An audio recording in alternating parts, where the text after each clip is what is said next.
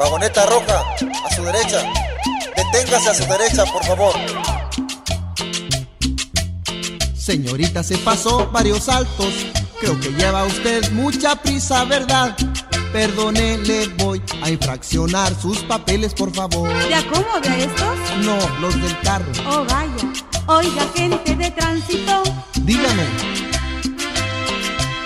Oiga, gente de tránsito. Fíjese bien lo que le voy a Le decir. escucho. Oiga, gente de tránsito. No se ponga gelacio. Claro que no. No me cobre la infracción. ¿Por qué? Porque soy influyente. Oiga, gente de tránsito. Dígame. Oiga, gente de tránsito. ¿Qué pasó? No le estoy diciendo. Oiga, gente de tránsito. Le estoy escuchando. Que no me cobre la infracción. ¿Por qué? Porque yo soy la comadre del compadre de la hermana de la esposa del gobernador. ¿Qué tal, Y también soy la cuñada de un amigo del novio de la criada de mi general. ¿Cuál general? Y ahí usted dirá, si quiere arriesgar, pues no vaya a ser que mañana sin chamba usted pueda quedar. Ay, caray. O si quiere usted, vamos a arreglar. Y si no pago la multa, esta cumbia sabrosa nos vamos a bailar. Mire, yo solo trato de cumplir con mi deber. Así es que lo siento. Mire, yo no quiero perjudicarlo. Soy influyente y nosotros hacemos lo que queremos. Achis. Neta.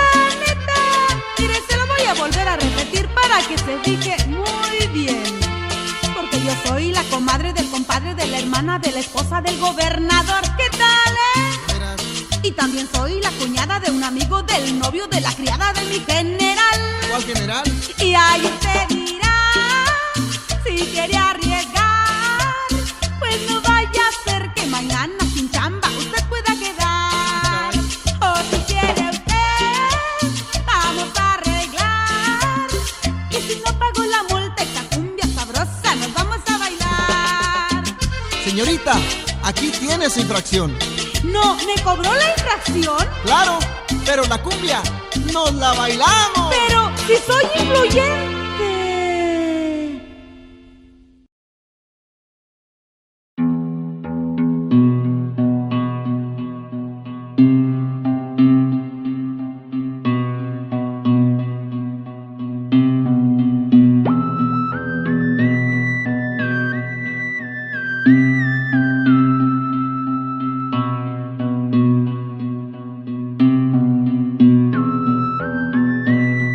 Según la CIA, Sigifredo Ochoa Pérez nació el 2 de abril de 1942.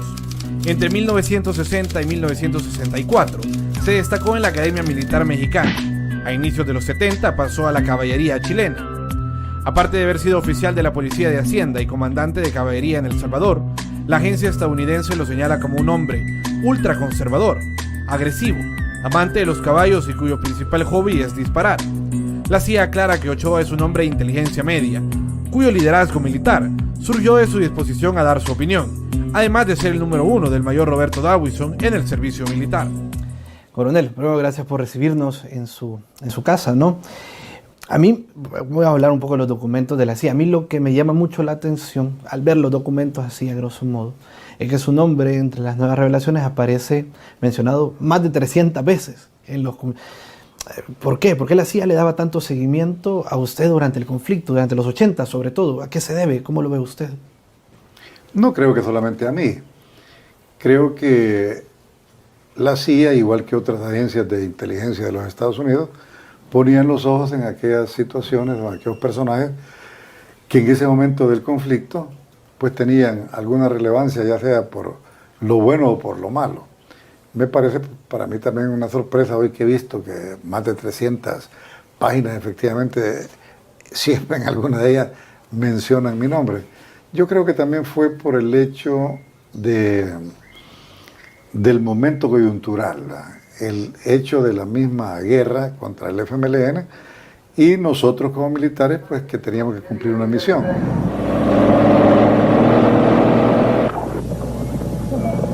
La Fuerza Armada no estaba preparada para una guerra contra una guerrilla, es decir, de un tipo de guerra irregular. Prácticamente pues el molde anterior era de la guerra recién incluso pasada contra Honduras, una guerra de 100 horas que no fue mayor cosa. La institución armada no estaba preparada verdaderamente para enfrentar este tipo de guerra.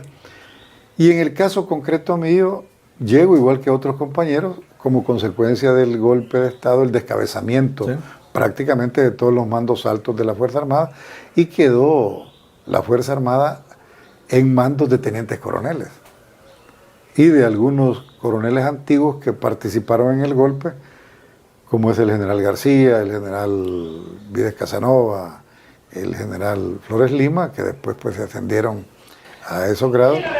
¡Ahí hay prensa! ¡Ahí hay prensa! ¡Ahí hay prensa! ¡La casa se metió! Eso, pero ¿no cree que hay un trato excepcional de usted en estos documentos? En el sentido de que, bueno, a los demás se le va mencionando Vides Casanova, Temos de Trujillo, Majano y otros militares, pero usted aparece en casi todos. Yo creo que es por el tipo de acciones que realizamos y por la novedad en el cambio de las operaciones. Es decir, en el caso concreto mío y el caso concreto de Cabañas, pues fue un asunto donde puse en aplicación lo que en teoría había aprendido tanto en las escuelas nuestras como en la escuela de Taiwán o la escuela de Israel. Yo nunca estuve en una escuela gringa. Es decir, lo tuve después de Cabañas, que me fui al colegio interamericano. Pero la verdad es que lo que apliqué fue novedoso incluso para los mismos norteamericanos, como dentro de todo el país el caso de Cabañas era como una isla. Un símbolo, ¿no? Entonces logré en poco tiempo controlar militarmente el departamento con buena inteligencia y más que todo con buena acción con la población civil. Pero dentro de todo esto sí hubo un cambio. Antes se hacían las operaciones militares y regresaban las unidades a las guarniciones militares. Yo hice un cambio en eso. Una vez que tuvimos bien planteado dónde estaba el adversario, actuamos militarmente, consolidamos el área, dejamos a las unidades militares ahí y actuaban por pequeñas unidades. Y luego el trato con la población. Pero un elemento importante en el caso de Cabañas fue que entrené y armé a las patrullas cantonales, o sea, las patrullas del servicio territorial. Esto lo aprendí en Israel cuando vi los kibbutz. Okay. Entonces, prácticamente, el departamento, con pocas unidades militares, yo no tenía más de 1000 hombres, entre administrativos y unidades de combate. Por lo tanto, el apoyo lo tuve en el aspecto de la consolidación con el servicio territorial. A ver, hay una cosa que a mí me llama mucho la atención y es que durante todos los documentos hay varios adjetivos para referirse a usted, muchos. Pero hay uno que me llama mucho la atención que decían que era el más agresivo, el militar más agresivo del territorio nacional. ¿Usted de verdad se creía esto de que realmente había una agresividad fuerte? Nunca supe pues de este asunto hasta hoy, de los documentos de la CIA, pero la verdad es que para mí hasta hoy es sorpresa ver que hay una gran cantidad donde me mencionan. Yo hice mi trabajo. Y lo que hice fue acompañar a las tropas, cosa que no lo hacían los comandantes antes. Y durante la guerra muchos no lo hicieron, se encerraron en sus cuarteles y fueron objetivos militares fáciles para la guerrilla. En este caso mío no, dicen que la mejor defensa es el ataque. Y eso se mira hasta en el fútbol, ¿verdad? Equipo que se defiende, al final le meten un gol. En este caso, yo en lugar de estar apoltronado en mi cuartel, salí. Y ese es a lo que ellos le llaman agresividad. Más que todo fue un asunto de iniciativa, de llevar la ofensiva y consolidar las áreas, negarle el territorio, Okay. Que es lo que ha pasado hoy en este momento, que se lo han dado a la Mara. Por ahí hay otros adjetivos que me llaman mucha atención también, ultraconservador, y hay uno, golpista. Fíjese que en realidad yo creo que ahí fue una mala percepción. Yo siempre fui un anticomunista conservador en el sentido de que las cosas buenas no hay que cambiarlas. Indiscutiblemente hay que cambiar lo que haya necesidad de cambiar. Lo que pasa es que como yo soy compañero de Monterrosa y de Dawison, a mucha honra, mi promoción número 33 en la escuela militar. Fuimos muy amigos y por eso hubo un enfrentamiento entre los golpistas del 79 y Dabuizón, cuando salió del ejército, fundó Arena, y entonces me ligaron por esa amistad y por ese compañerismo con Dabuizón, me pusieron el cliché de ultraconservador.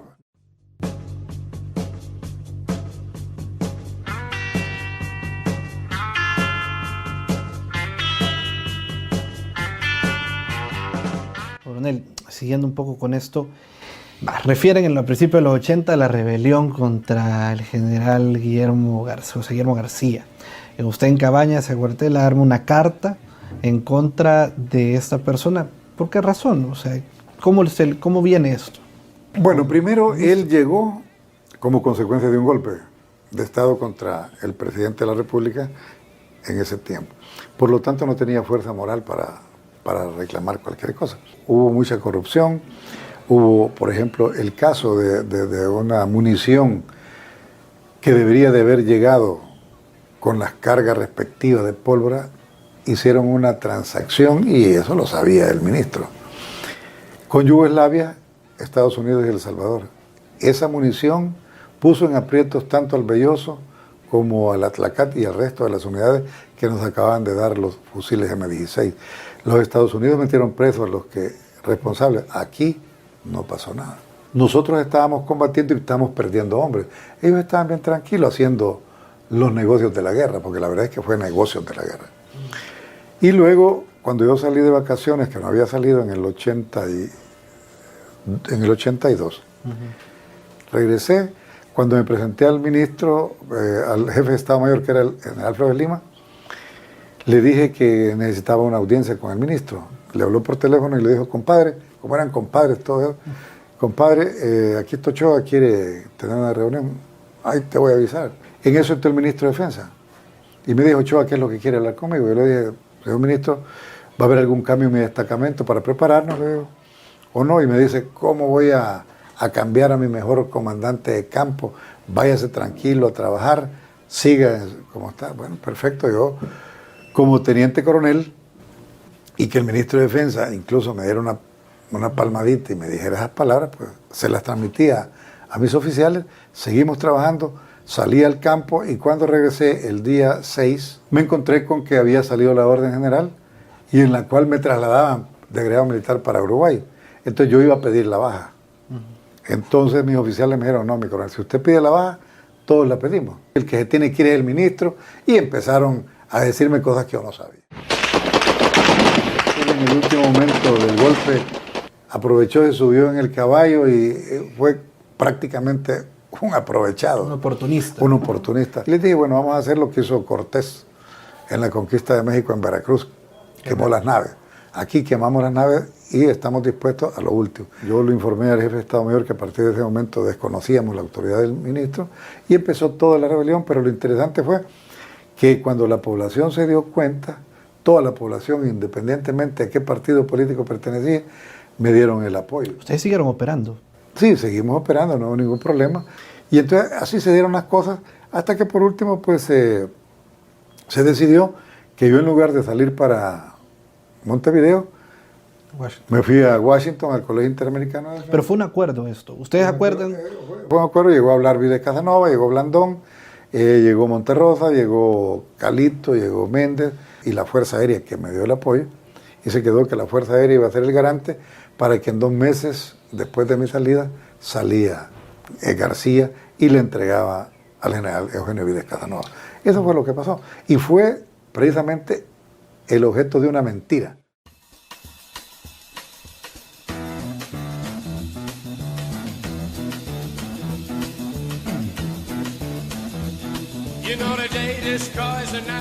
¿Qué le costaba a él como ministro de Defensa decirme a mí, Ochoa, usted va a ser trasladado? Yo me hubiera ido. Pero lo que no estoy yo nunca acuerdo es que le mientan a uno. ¿Pero nunca se dio cuenta de que había una estrategia para aislarlo? Me imagino que sí. Porque ellos, como eran golpistas, el que la debe las teme, entonces ellos estaban con esa obsesión de que había un golpismo y que se lo estaban atribuyendo a los supuestamente amigos de Dawison. En ese tema me quisiera detener. Cuando ya viene acá, ellos hablan también posteriormente, ya con Duarte, cuando usted está en la 4ª Brigada, de una cierta relación muy cercana en un grupo conformado por Billy Korn, Arturo Mason, Bobby Burray Mesa, alrededor de usted, que usted era como su representante en la Fuerza Armada, representante de Arena en la Fuerza Armada, y que por lo tanto le tenía cierto recelo por esto. Llegué a un momento en que me llegaron a colocar como que yo fuera la persona con la cual era una amenaza para el gobierno. No, de ninguna manera. Ya el gobierno de Duarte, aunque no me caía bien el gobierno de Duarte, hay que hablarlo claro. Para seguir cerrando esta parte, usted siempre estuvo vinculado a los grupos de ultraderecha. Por ejemplo, le doy... Yo soy de derecha. Pero dentro de la Fuerza Armada, en aquel momento en el que Duarte era presidente, no era muy bien visto. Le comento, hay un espacio... No, es correcto. En el que el general Blandón, ¿no? El general le dice al presidente: todos están con usted, presidente, menos Ochoa Pérez, que él es oportunista. A mí me extraña de mi general Blandón que se expresara así, porque yo siempre cumplí las misiones que a través de él llegaron, y la verdad es que yo creo que había un recelo precisamente que molestó mucho a la Fuerza Armada, ese recelo entre miembros de la institución al que le ponían el pie encima para no dejarlo subir. Cuando estaba en caballería, jugábamos polo con Rey Mesa, con Ricardo Poma, con Roberto Poma, con quien desarrolló una buena amistad, y lamenté mucho la forma como lo asesinaron. Sí. En aquel momento también menciona, ¿no?, que parte de este grupo de Arena de ultraderecha llega Jaime Gil y Carlos Lemos Virne y les dicen: nosotros vamos a financiar el golpe a Duarte. ¿El qué? El golpe a Duarte. Démosle. No, hagámoslo. No es ¿En cierto, algún momento no es cierto. esa Yo nunca estuve yo en ese tipo de reuniones, nunca tuve contacto con esta persona respecto a un golpe de Estado. Yo creo que estas son puras mentiras, lo desmiento categóricamente. Pero ellos querían de alguna manera ir en contra de Duarte, ¿no? Bueno, cada uno tiene derecho. Aquí hay un montón de gente que está en contra de Sánchez Serén, pero eso no quiere decir de que estamos promoviendo un golpe de Estado. No, es decir, eso es libertad, pero golpe de Estado nunca se habló. Yo nunca estuve ni con mis oficiales hablamos de golpe de Estado. Ni se sintió manipulado o usado de alguna manera, que le dijeron: mira, vamos a hacer esto. No, nunca me he dejado manipular. Ese es uno de mis defectos, de que alguien piensa de que me va a manejar, y muchos pensaron de que me podían manejar. Absolutamente negativo. Hay otra reunión que mantiene, según eso, Dawison con usted, y es cuando viene Iden Pastora, comandante cero nicaragüense.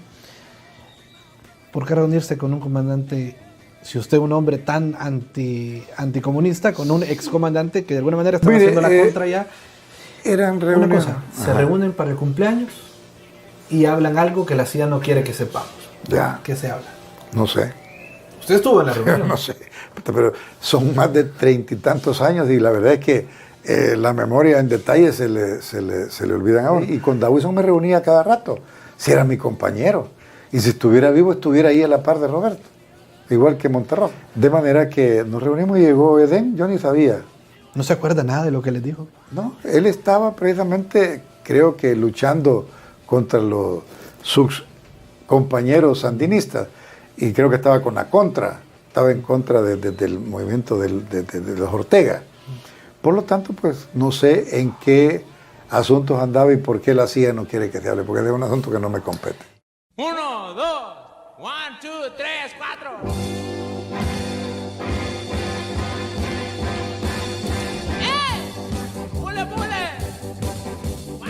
En algún momento en los documentos, también parte de su tarea militar y de guerra, pues sobre todo, dice que usted junto a Cepeda, René Emilio Ponce, Blandón y otros, son los mentores de la generación que conforma los Escuadrones de la Muerte. O sea, como que ustedes fueran los tutores de los Escuadrones de la Muerte. ¿Qué es de eso? Mire, yo le voy a decir una cosa. Yo fui y soy un soldado, hoy en situación de retiro. Nunca me gustaron las acciones clandestinas. Nunca supe verdaderamente, nunca tuve contacto ni con Cepeda, más que cuando estuvo de alta en la caballería, y con Emilio Ponce, nunca. Porque incluso cuando ellos eran reclutas de mi promoción, yo estaba becado en el heroico Colegio Militar de donde me gradué. De manera que no tengo absolutamente nada que ver ni conocimiento qué era lo que hacían. Pero se enteró de Cepeda y de Ponce, que No estaban sé, en es esto, decir, ¿no? mire, es decir, si ellos lo hicieron, es cosa que ellos deben de saber y responder. Mira, a mí no me quita el sueño ese tipo de acusaciones. Yo no tengo absolutamente nada que ver con Escuadrones de la Muerte. ¿Qué interés puede tener la CIA en mentir de esta manera? Pues no sé, es decir, acuérdese que llega una gran cantidad de información, pero la verdad es que ellos no la comprueban en el campo. Pero es el mejor centro de inteligencia del mundo, se reconoce, o sea... Bueno, yo no estoy tan seguro, porque la verdad es que también está el Mossad, pero para mí los servicios de inteligencia israelita, para mí son los mejores del mundo. En aquel momento también se menciona, entre otras cosas, ¿no? Que dentro de los... No ahí, pero la gente nos dice, ¿no? La cuarta brigada militar era de miedo. O sea, por lo menos la gente, los activistas, ¿no? Mencionan, eso era de miedo, ahí hasta habían niños presos, y lo pintan así como que fuera una cuestión tipo Apocalypse Now, ¿verdad? Del comandante Kurt. Nosotros nunca tuvimos niños detenidos, ni negocios con los niños.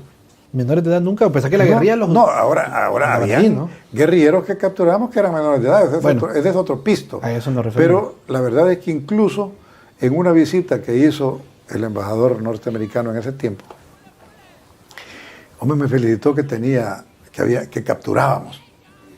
A ver, de alguna manera, en estos espacios dice siempre, él hacía en los documentos, era un hombre ejemplar, pero era un hombre que no respetaba la política de derechos humanos de los Estados Unidos. Y esto es una paradoja, porque te doy un arma y te digo respeta derechos humanos. ¿Cómo lo haces? Mira, es decir, se habla de... Y la gente aquí, los activistas nos hablan de torturas. Es que es lógico, sí, es lo que le digo, continúa la guerra. La izquierda no ha parado su guerra y ellos continúan en eso y tienen un montón de grupos que andan ahí, gente que yo digo ni que viven esto, de agitar y de denunciar. Ellos pueden decir cualquier cosa. Lo malo que hemos hecho nosotros como Estado y especialmente la Fuerza Armada es no crear una unidad que desmienta todo esto, porque nos acusan de todo. Nosotros nunca utilizamos, la sección 2 nunca utilizó métodos de tortura. Cuando se tortura a alguien, puede decir cualquier cosa con tal de que no lo torturen, pero cuando se les da buen trato, entonces la gente de buena manera saca la información. Entonces, en vez de la tortura, usar como moneda de cambio el buen trato. Exactamente. Me queda claro. Le voy a citar dos casos. Primero, que sale mencionado usted, de actos de guerra. Primero, el que ya no hemos hablado un poco, pero vamos a ver. El tema de Monseñor Romero. Según la información, Majano y Trujillo, en algún momento tuvieron una plática en la que se afirmaba que usted por lo menos fue consultado para el sistema de inteligencia que se le hizo a Monseñor Romero en su asesinato. Mire, para comenzar, Majano era un hombre de izquierda, un hombre que tenía mucho contacto con terroristas libios, aprovechando el asunto de su ajedrez. Eso es la corrupción de la que me hablaba. Exactamente, pero le digo, entonces ahí hubo un grupo de oficiales golpistas que se llaman majanistas, entre ellos mi compañero Julio Agustín Trujillo, que el día de ayer me negó ese asunto, no, me dijo, es puro chambre. Y le llevé precisamente la transcripción de la CIA. Me dijo, no, me es puro chambre. Entonces lo encaré el día de ayer, porque yo soy una persona que me gusta decir las cosas claras. Eso es una de las falacias más grandes. Incluso le voy a contar. Cuando yo estaba en la Policía de Hacienda, esto no lo he dicho, fui comisionado por el director general, mi coronel Oscar Serrano, que ya murió, para alertar a Monseñor Romero de un atentado. Yo fui compañero en la escuela de Monseñor Rosa Chávez, en Sociedad en Morazán. ¿Quién iba a hacer el atentado en aquel lugar? La izquierda. No, estoy hablando de la inteligencia que tenía la Policía de Hacienda. Y a mí me encomendaron para ir a decirle, Monseñor, ahí esto. Incluso yo la confirmación la hice con Monseñor Romero en San Miguel. Y le ofrecimos protección de parte del gobierno. Estamos hablando de los 70. Estamos hablando de los años 79. Ya casi. 79, antes del golpe. Y le ofrecí, por parte de la Fuerza Armada, protección, incluso vehículo blindado. Y me dijo que no.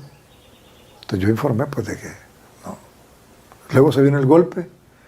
Como no participé en el golpe, los majanistas me sacaron, gracias a Dios, porque si hubiera estado aquí, me hubieran metido en el asesinato de él. ¿Por qué? Yo estaba en Panamá. ¿Por qué? Porque muy amigo de Dawison.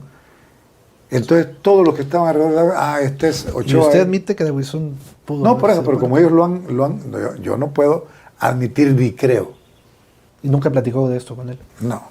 Roberto fue muy, como un hombre de inteligencia, muy parco y muy compartimentado.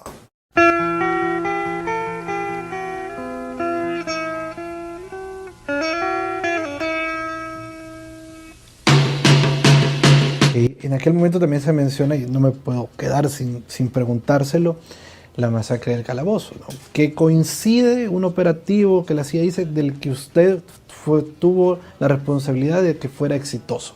O sea, usted fue, dice la CIA, esa es la frase, ¿no? Sí. Y que coincide con la masacre del Calabozo. ¿Qué pasó? Para comenzar, yo no acepto que haya habido una masacre, tanto como andaban diciendo la masacre de Santa Rosa en Cabañas, cosa que incluso yo creo que desistieron de eso porque no existió, no existieron masacres. En lo que a mí me corresponde y me consta, no hubo masacre, hubo enfrentamientos. Pero una cosa es, esta gente, una vez que quedaban los muertos en acción de parte de la guerrilla, le quitaban las armas y decían, gente civil, eran guerrilleros, hay que hablarlo claro, guerrilleros que nos disparaban balas, no nos disparaban dulces. Pero nunca agarraron a un guerrillero sin armas. Claro, sí, agarramos algunos con armas y otros sin armas, pero eran gente guerrillera. Toda la operación, sí yo participé, pero no era el comandante. Yo fui el jefe del Estado Mayor de esa operación, pero no era el responsable de la operación. El responsable de lo bueno, lo malo y lo feo es el comandante. Okay. Por lo tanto, yo no puedo aceptar de que yo soy responsable de lo que la guerrilla o la izquierda le llama la masacre del Calabozo. Yo quisiera que, aquí están las cámaras abiertas y hay gente, víctimas, que están organizadas y que lo señalan, y ahora como a fuerza con estos documentos del Calabozo y dónde están mis hijos, dónde están mis familiares. Yo qué sé. ¿Qué mensaje le podemos dar a esta gente? A esta gente lo que le puedo decir es lo siguiente. Primero, no acepto que yo haya participado en una masacre. Segundo, yo he sido un soldado eminentemente profesional. Nunca he matado a nadie por la espalda. Los que se murieron combatiendo frente a frente. El problema era que les quitaban los fusiles y después los hacían aparecer como que eran humildes y dice angelitos civiles, cosa que no es cierto. Y en ese sentido, en ningún momento, usted que lo ha leído, la CIA me pone a mí como responsable de una masacre.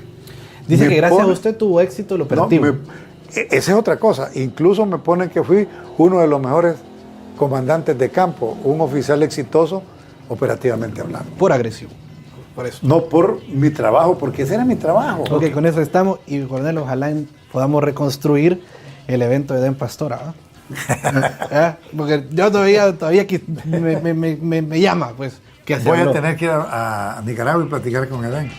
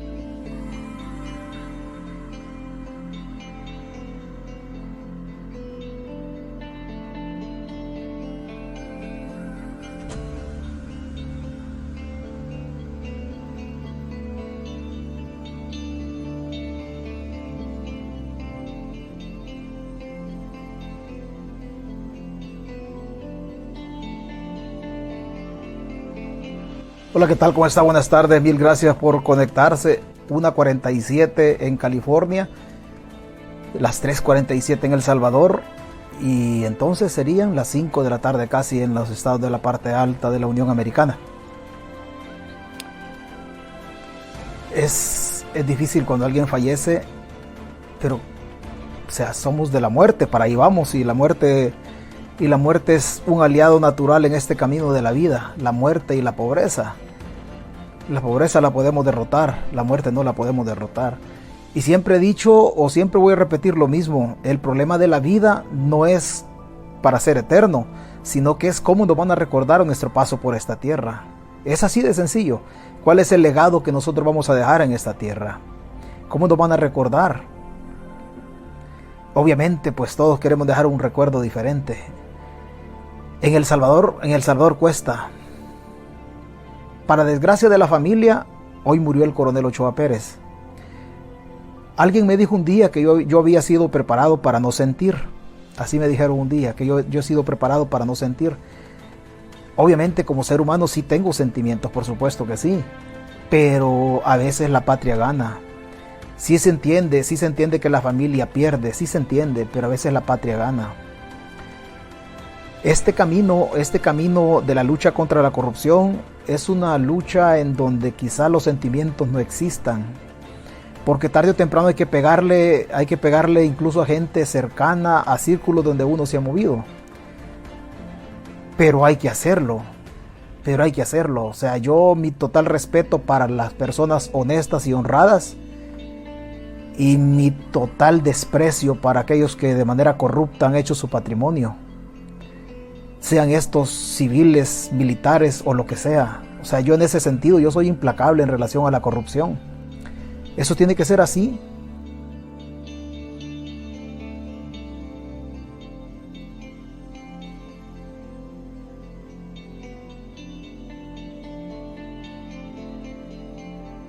Eso es así. Gracias, mil gracias a usted por conectarse. Se le agradece. Vea. César Villalobos, gracias. Rafael López, Pati Argueta, G. Ocarson, Dani, gracias. Luisa Palacios, Edilson Ponce, dele César, dice. Osegueda Martínez, Rosy Ramos, hola, buenas tardes. César, ¿cómo está? Yo estoy muy bien. Irma Sosa Pineda, gracias por estar por acá, señora. Katy Mejía, saludos, deseando un excelente año. Claro que sí, lo vamos a construir, porque yo desde sus deseos, Katy, se lo agradezco, pero después está mi lucha, mi tenacidad de que el año sea bueno. O sea, solamente yo tengo la solución para que el año sea exitoso, pero sus deseos, su energía positiva es muy fundamental obviamente para mí, pero después está en mis manos nada más que el año sea a todo dar, entonces hay que construirlo. Dora Ramírez, hola don César. Iker Carranza, saludos César, gracias. César Villalobos, buenas tardes César, yo ya de regreso de Europa, listo para escucharle. De Europa, ¿dónde andaba usted? Anduvo por todos lados, anduvo por la capital alemana, anduvo me parece por no sé dónde, Holanda, no sé dónde más anduvo.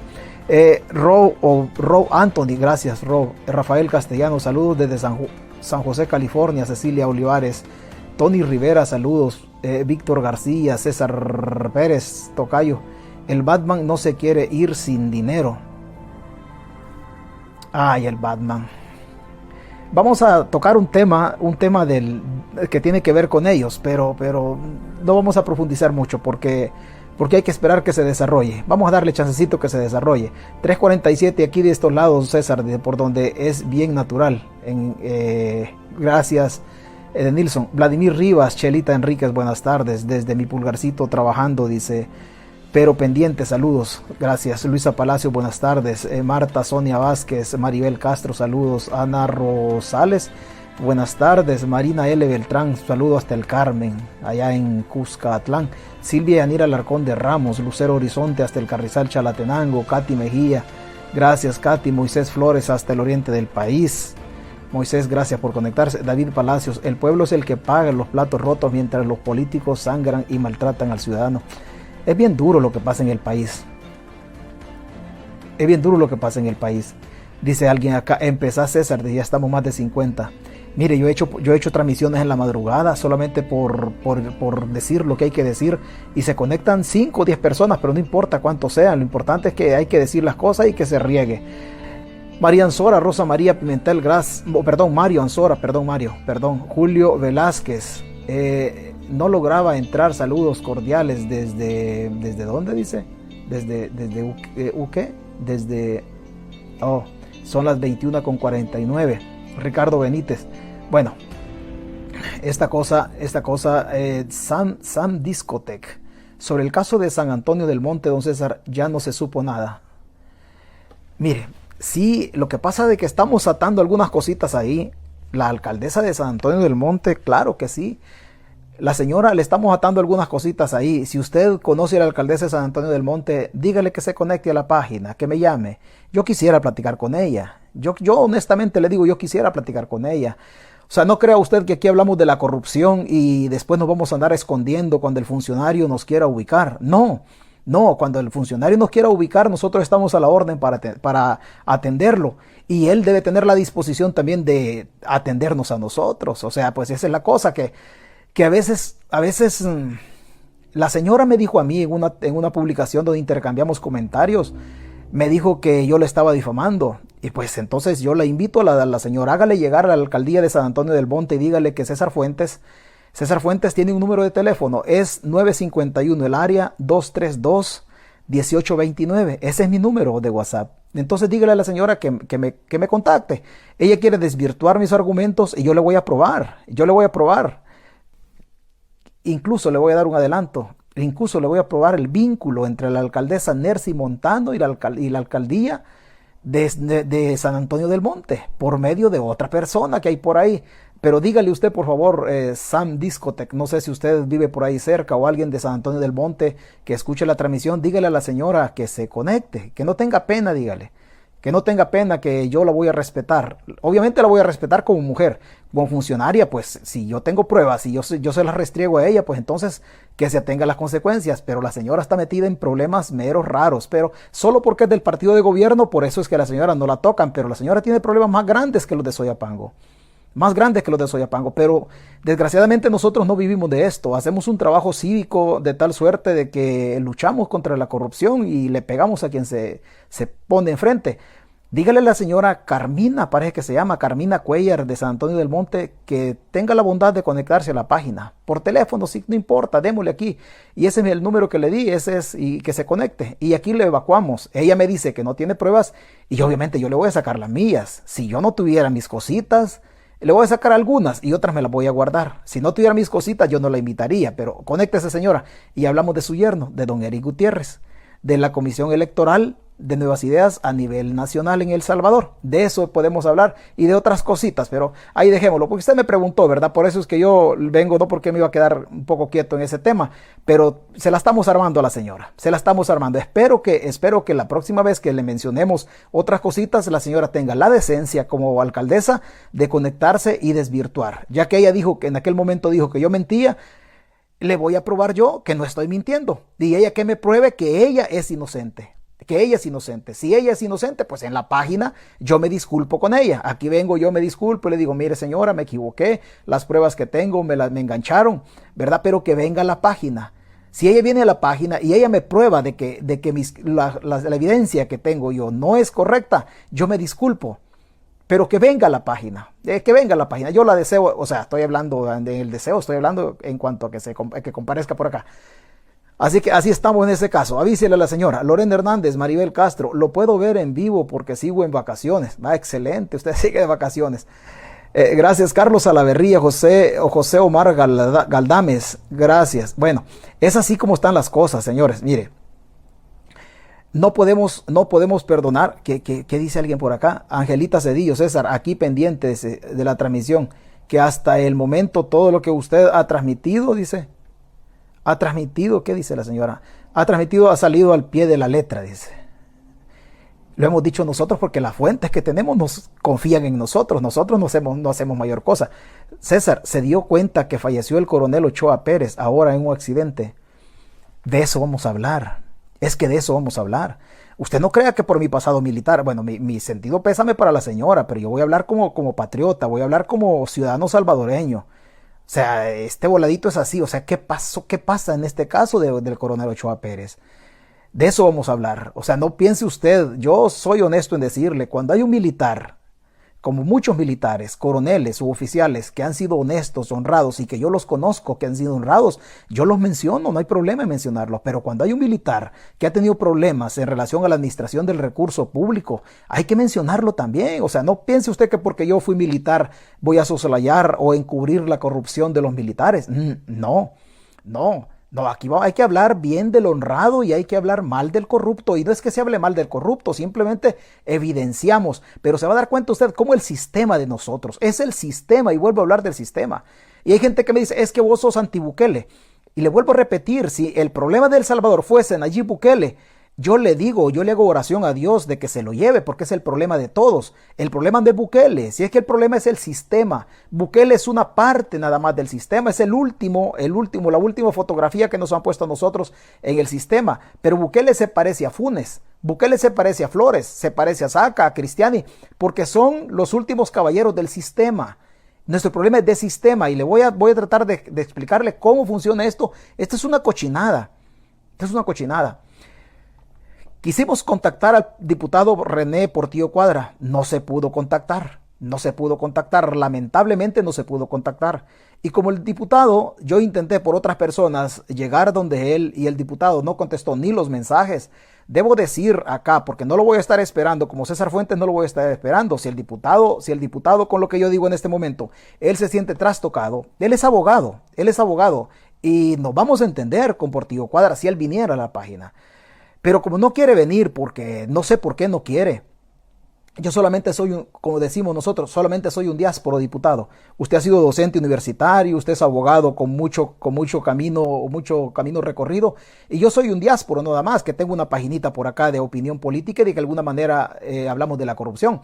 Háganos el favor de venir. Mientras usted no venga, yo voy a seguir diciendo, Portillo Cuadra, que hoy, yo le di chance, pero hoy voy a seguir diciendo de que usted votó en favor de la reforma de pensiones. No obstante, usted sí sabe de que en efecto la reforma de pensiones solo va a servir para saquear los fondos de la gente. Usted dijo en una comparecencia, dice, no, es que yo no he encontrado ningún artículo en donde diga que el gobierno se va a robar las pensiones. Es que literalmente no lo dice Portillo, no lo dice la ley Portillo Cuadra, y usted lo sabe, pero yo por eso quiero que esté acá. Si usted no viene acá, como tal, yo he hecho una publicación en la página y el diputado no aparece, entonces nosotros tarde o temprano vamos a montar una campaña en contra del diputado Portillo Cuadra de que él no da la cara y él se equivocó. Al tenor de lo que nosotros pensamos en cuanto a la versión de él, pensamos que él está equivocado y de eso queremos hablar. Yo tengo amigos en Arena, pero los amigos que tengo en Arena son amigos que son pulcros en lo que yo conozco. Obviamente, si un día les conozco chabacanadas, también yo lo voy a decir. Pero en el caso del diputado Portillo Cuadra, no sé por qué no quiere venir. Mándele el mensaje. Ya regresó de vacaciones, ya está en la asamblea. Dígale que venga. Antes yo en 2 ocasiones he platicado con él. Hoy ya no quiere platicar conmigo. No sé por qué. Bueno, de todas maneras, este voladito es así. No nos enojemos porque esto es político. Dice, así es. En esta página todo lo que aquí se ha dicho. Bueno, muchas gracias por las porras que me están echando. Yo se los agradezco. ¿Qué dice Valentín? Valentín Ezequiel Meléndez Hernández. Saludos, César. Excelente desde nuestro país, El Salvador. Vamos a hablar de Osiris Luna Peraza. Vamos a ponernos en contexto. Sí, Osiris Luna Peraza. Ese es Osiris Luna, el actual viceministro de Seguridad, y Carlos Marroquín. Vamos a hablar un poquitito nada más. Así una untadita le vamos a pegar, porque no vamos a profundizar en ese tema, porque todavía no. Hablemos del coronel Ochoa Pérez. Nuestro sistema es un sistema bien complicado. Nuestro sistema se sustenta, no voy a decir la ignorancia del pueblo, en la inocencia del pueblo. Ahí se sustenta el sistema de nosotros. El sistema político, la ley politizada, la ley sesgada y orientada a perseguir siempre la conducta delictiva del que está ahí abajo, que siempre he dicho yo, garrote para el pobre, y al rico o con vínculos políticos hay que explicarle la ley hasta que la entienda. Si no la entiende, hay que seguírsela explicando. Eso es en relación a los que tienen vínculos políticos. Sabemos que el coronel Ochoa falleció, sí, lo sabemos. No me inmuta el hecho que el coronel haya fallecido. Es obviamente, yo también tengo que morirme. O sea, yo también tarde o temprano me voy a morir. Yo no voy a estar de ejemplo acá. Desde mi idea de la muerte, entonces el coronel iba a morir tarde o temprano, así como también usted se va a morir tarde o temprano. Entonces, como siempre le he dicho, el problema de la muerte no es en razón de que si nos vamos a ir de este mundo, es en razón de cómo nos van a recordar en nuestro paso por esta tierra. ¿Cómo nos van a recordar? ¿Como una persona corrupta? ¿Como una persona que de alguna manera intentó generar opinión a efecto de que nosotros fuéramos conociendo un poquito cómo se maneja el sistema? ¿Como una persona honrada, como una persona honesta? O sea, así debiese de conocernos a nosotros en el paso por esta tierra. Desgraciadamente, el sistema, cuando trata de proteger a las personas que tiene que proteger, el sistema se junta, se une. La pregunta es, si el coronel Ochoa Pérez estaba condenado el 22 de junio del año pasado, 2022, a 8 años de cárcel, pueblo, ¿qué andaba haciendo en libertad? ¿Qué andaba haciendo el coronel Ochoa Pérez en libertad? Si los delitos excarcelables no contemplan una pena de 8 años, no la contempla. Y eso es lo que nos convoca en esta transmisión fundamentalmente.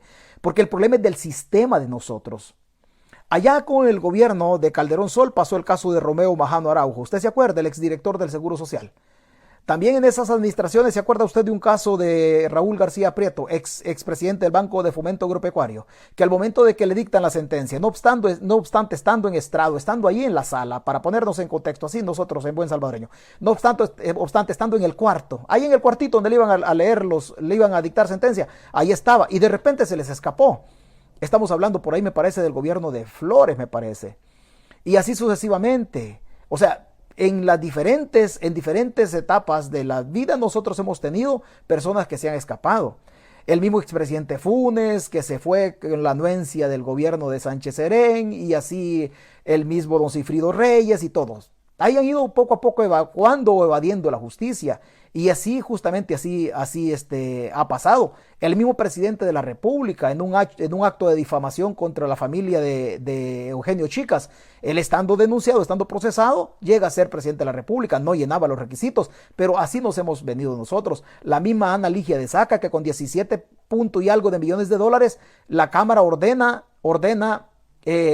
la suspensión o repetir el proceso, y obviamente estaba detenida, y eso lleva invíbito, lleva a la par el hecho de iniciar el proceso desde cero. Y si el proceso se inicia desde cero, en el caso de Ana Ligia, quiere decir que Ana Ligia presume su inocencia, porque el proceso se va a iniciar de cero. Anulan todo lo de la Cámara. Hoy el caso del coronel Ochoa Pérez. ¿Qué andaba haciendo el coronel Ochoa Pérez en libertad? Si él fue condenado a 8 años por peculado, por una administración abusiva de los recursos del pueblo, cuando era embajador de El Salvador en Honduras, en la administración de Tony Saca, desgraciadamente 2004, 2009. ¿Qué andaba haciendo el coronel Ochoa Pérez en libertad? O sea, estas son las cosas que tenemos que decirlas. Obviamente, los vínculos políticos del coronel Ochoa Pérez había sido asesor de Guillermo Gallegos hasta la legislatura que termina en el 2021, y había sido una persona de los exmilitares que habían apoyado la candidatura de Nayib Bukele. Pero ¿qué andaba haciendo el coronel Ochoa Pérez? O sea, ¿cómo es que nosotros como pueblo toleramos y aplaudimos cuando nos meten garrote a nosotros? O sea, van más de 3,000 personas inocentes que han puesto en libertad. Oiga, pero si las han puesto en libertad porque no hay pruebas, entonces, ¿por qué nosotros permitimos que el Estado primero nos capture y posteriormente el Estado venga y nos investigue? O sea, ¿por qué la Santa Inquisición otra vez?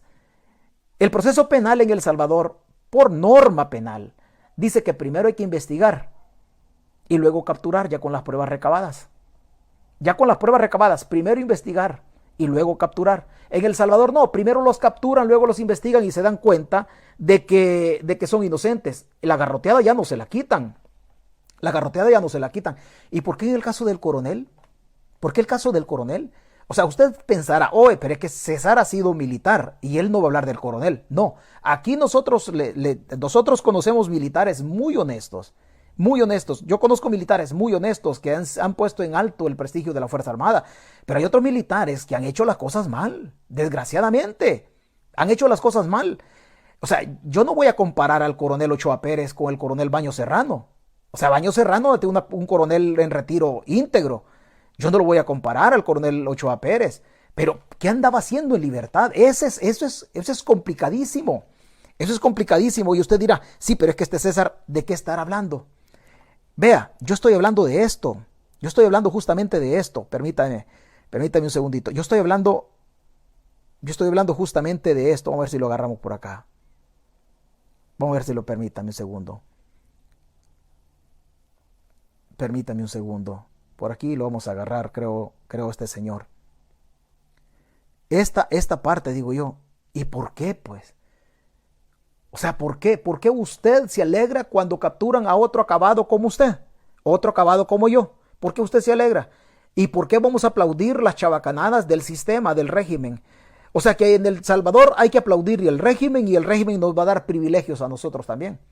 El régimen nos va a dar privilegios a nosotros. ¿Por qué? Porque hay que aplaudirle al régimen. La lucha que se hace de esta página es con el ánimo de generar conciencia. No de odiar al que tiene dinero, no, sino que buscar la igualdad ante la ley. Pero nosotros buscamos la igualdad material, en donde nosotros queremos tener lo que el otro tiene. Primero seamos iguales ante la ley, en donde la ley sea pareja y no sea aplicada de manera equitativa en relación o en razón de nuestra posición social. No importa que seamos pobres, pero que al rico le apliquen lo mismo. Yo siempre he dicho, las pandillas hay que aplicarles la ley, excelente, pero luego están los de ahí arriba. ¿Pero por qué a los de ahí arriba les damos privilegios? ¿Por qué se les da privilegios a los de ahí arriba? Hoy fallece el coronel Ochoa Pérez, pero escuche usted este video. Este funcionario, allá por la década de los 80, 90, el señor Sigifredo Ochoa Pérez. Pues bueno, la Fiscalía General informó en su cuenta de Twitter sobre la condena a 8 años de cárcel para el mismo. Tal vez su último cargo por el que se le recuerde es ex embajador de El Salvador en Honduras en el periodo 2005-2009 por el delito de peculado al apropiarse de $41.040, sí, 41.040, tengo bien la cifra, $41.040 del Ministerio de Relaciones Exteriores. Por eso es que lo relacionamos a este último cargo, pero bueno, él habrá estado en la CEL, habrá estado en otras también posiciones importantes hace pues ya varios años, pero por lo que se le ha condenado es mientras fungía como funcionario en el Ministerio de Relaciones Exteriores y por la cifra que les he mencionado. Allá por la década. No vaya a pensar que solamente esos hechos estaban encima. Yo lo siento mucho que se haya muerto, pero como yo primero, yo no soy guía espiritual, sino que tengo una lucha encarnizada contra la corrupción. Y le repito, algunos dicen, es que vos te educaron para no sentir. No, es que yo hay cosas que no las puedo sentir. O sea, hace poco falleció Ciro Cruz Cepeda. Sí, falleció Ciro Cruz Cepeda. O sea, ya se fue. O sea, ellos han hecho un malísimo trabajo en su paso por la estructura del Estado. Entonces, obviamente, yo ando aquí en la diáspora y yo soy expulsado por la pobreza de El Salvador en cuanto a que el sistema, los funcionarios, como el coronel Ochoa Pérez y Ciro Cruz Cepeda antes, han hecho las cosas mal y por eso nosotros andamos aquí deambulando, consiguiendo la comida en otro lado. Entonces, no podemos, o sea, no nos vamos a alegrar porque alguien fallece. No nos vamos a alegrar. Sí, pero han hecho las cosas mal. Han hecho las cosas mal. Y obviamente, mi apellido es Peraza Fuentes y él es Ochoa. No nos parecemos ni en los apellidos. No nos parecemos. Desgraciadamente lo vamos a recordar a él como una persona que fue parte del sistema todo chueco. Dios en gloria lo tenga si hizo las cosas bien. Ese es mi deseo. Pero como yo no soy guía espiritual, entonces hay que hablar uno aquí en este rollo. Hay que hablar como las cosas tienen que ser. Es que de eso es lo que se trata. Y por eso yo le digo a usted, el día que a mí me saquen un acto de corrupción, y por eso yo me cuido hasta más no poder, ese día yo cierro la página.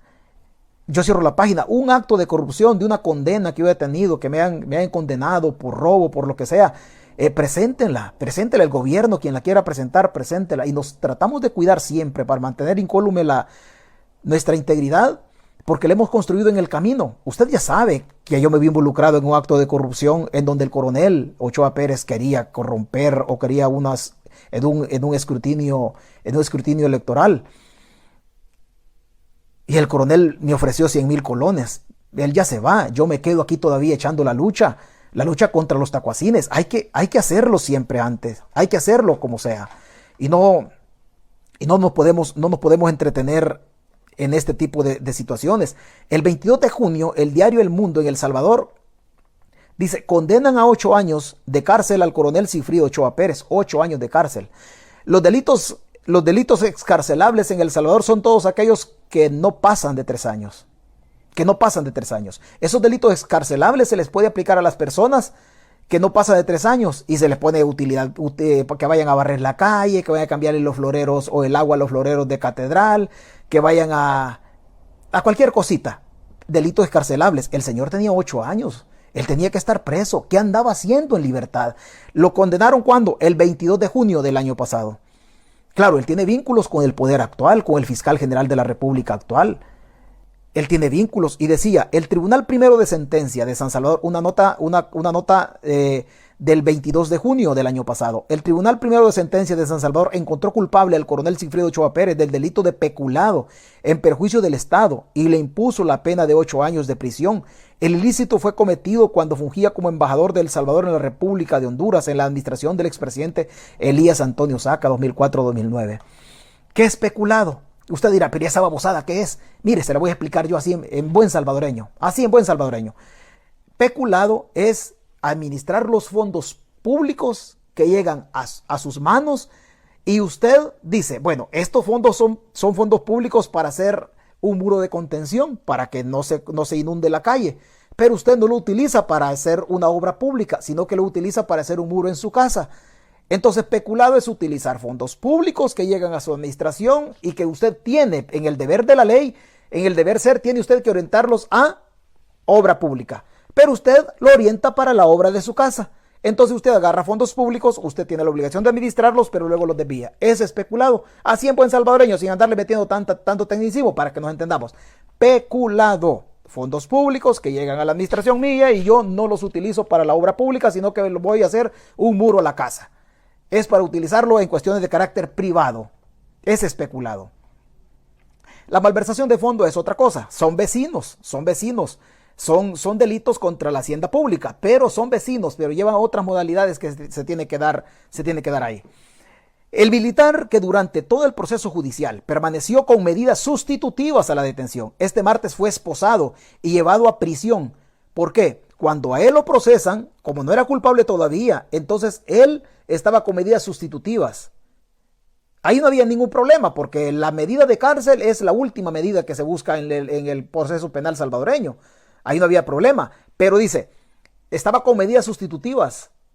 En el entendido que su delito puede ser excarcelable, él podía seguir con las medidas sustitutivas, siempre y cuando no pase de 3 años. Pero como su condena fue de 8 años, dice, el militar que durante todo el proceso judicial permaneció con medidas sustitutivas a la detención, este martes fue esposado y llevado a la prisión luego que el juez le dictara su condena de 8 años.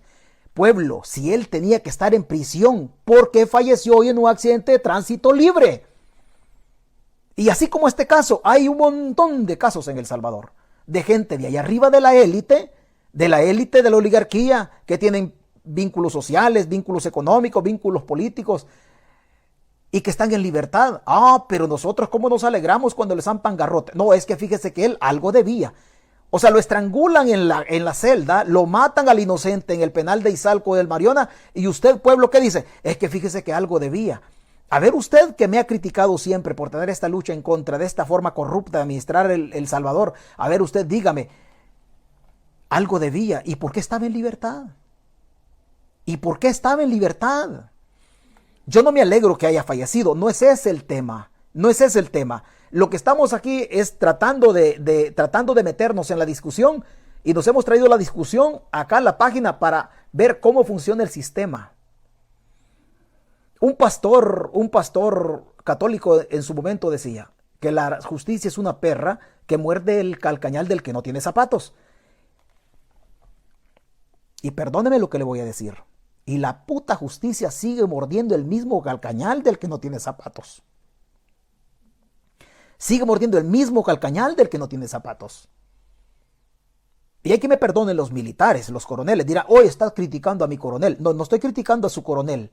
No estoy criticando a su coronel. Yo no digo mi coronel porque él nunca fue mío. Él nunca durmió conmigo. O sea, él fue coronel del ejército. O sea, yo me manejo de otra manera. A todos los respeto, pero él nunca fue mi coronel porque yo nunca tuve una relación con él. Entonces él fue coronel. No se vayan a molestar ustedes porque estoy hablando del coronel y va a decir, este no respeta la memoria del coronel. No, es que yo aquí tengo una lucha encarnizada en contra de los actos abusivos del sistema. Y en este caso es un acto abusivo del sistema que mediante los privilegios o los contactos políticos que él tenía con el gobierno de turno, él andaba en libertad. La pregunta para usted es, ¿cuántos inocentes pasaron el 31 detenidos sin deberla? ¿Cuántos inocentes están pagando su familia $6.35 o 50 centavos en los penales o en las Bartolinas para que coman? ¿Cuántos inocentes se volaron? Un muchacho de San Vicente lo capturaron el 30 de diciembre y pasó el 31 adentro. Y ya para el 3 o 4 ya lo habían estrangulado en el penalito. ¿Se acuerda de esa nota? Ya lo habían estrangulado. O sea, ¿cuántos inocentes les ha tocado pasar ahí? ¿Cuántos inocentes? Y yo le pongo siempre la misma imagen porque es una imagen que a mí me dejó marcado. Esta imagen a mí me dejó tremendamente marcado. Tremendamente marcado. Y por eso la imagen yo no la borro. Ese es el niño de Jucuapa. Ese niño de Jucuapa, su padre falleció, un mototaxista, inocente. Caravanas de los mototaxistas en Usulután, en Jucuapa, hicieron honor, un homenaje al muchacho y falleció. Ahí está el niño, vea. Ahí está el niño. Y le dice, papá, despierta.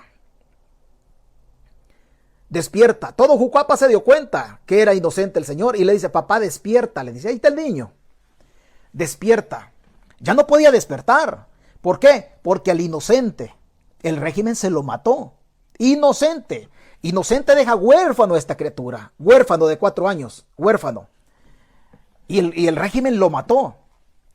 El pecado de él es ser pobre o desgraciado como usted y como yo. Ese es el pecado de él.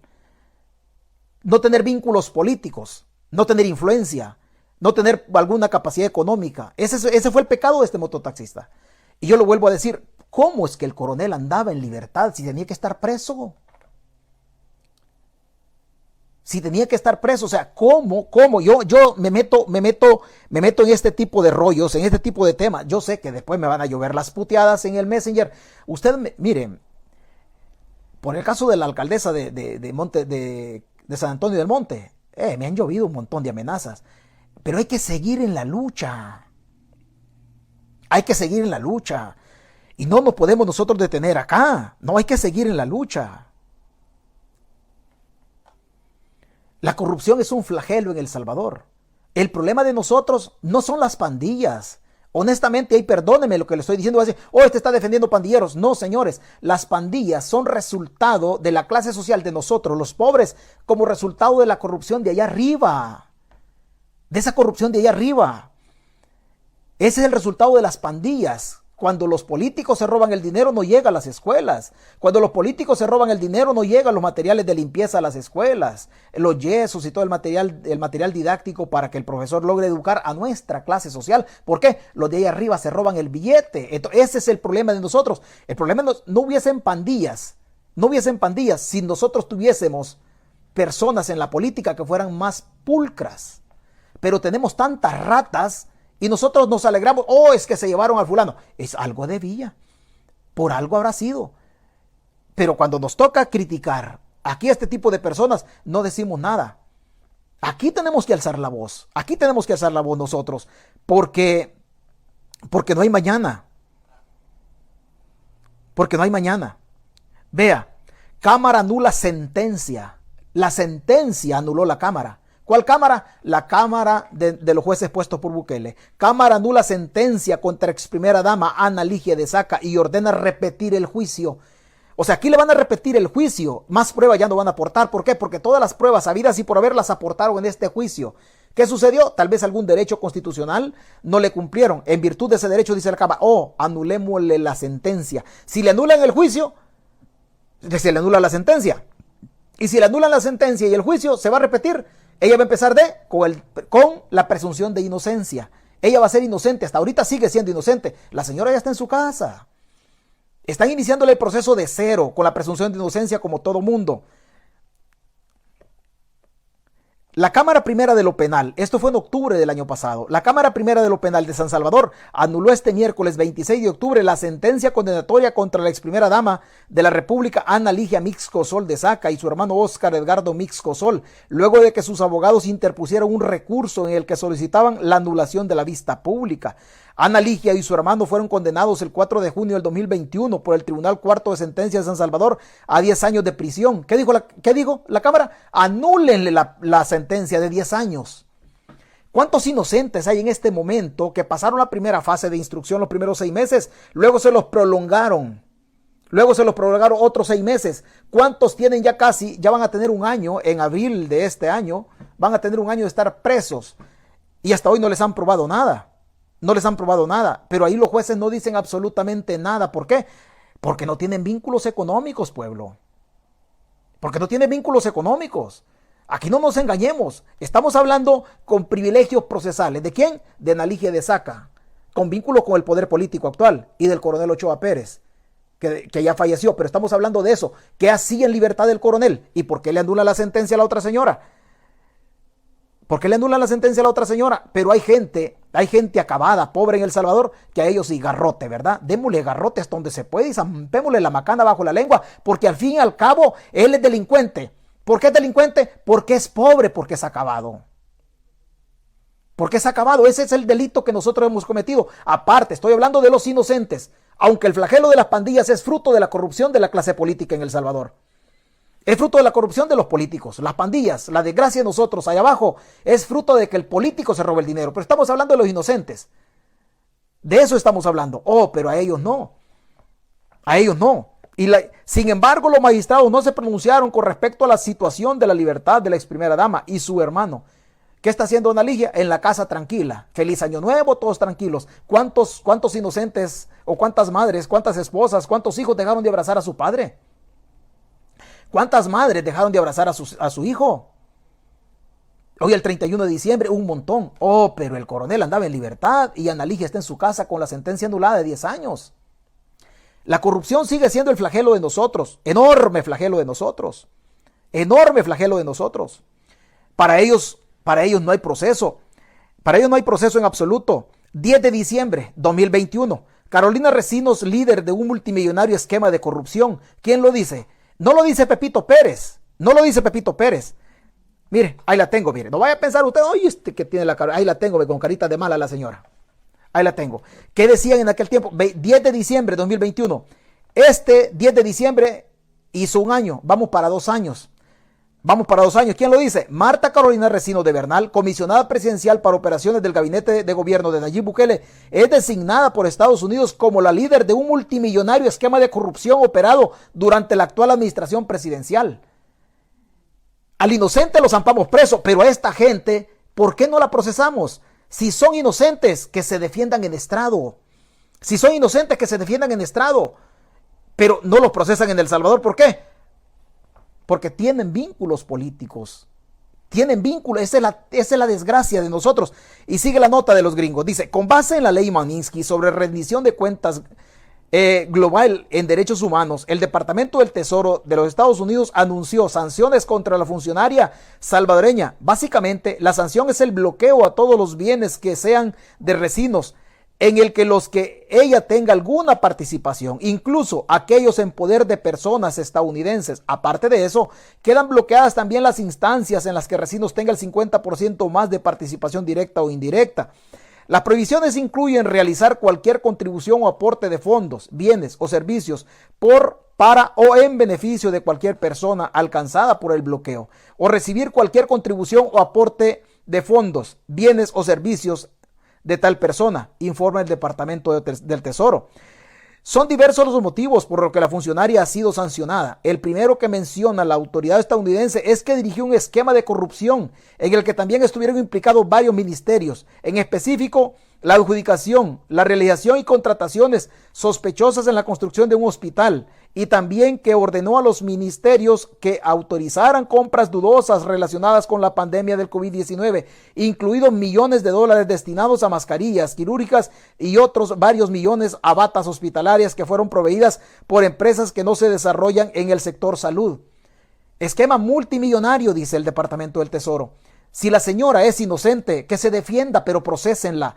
¿Por qué a estas alturas no la procesan a la señora? ¿Por qué a los médicos que dijeron que les iban a dar un seguro de vida siguen hoy en este momento las viudas o las familias que perdieron a sus profesionales, a sus hijos o esposos o hermanos que eran médicos en la época de la pandemia, ¿por qué hasta hoy el gobierno no los ha indemnizado? Porque el dinero se perdió. Y si Marta Carolina Recinos, la Colocha Recinos, no es responsable de la corrupción, que se defiende en estrado.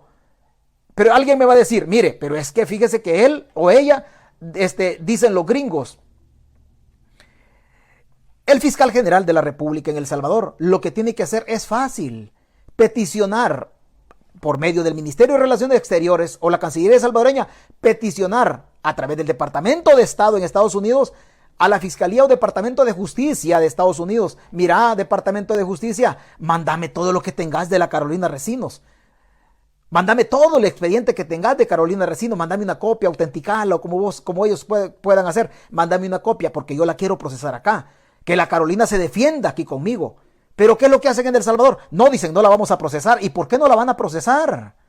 ¿Por qué no la van a procesar? Tendrían que procesarla, pero no, es que tiene vínculos con el poder político, fíjese.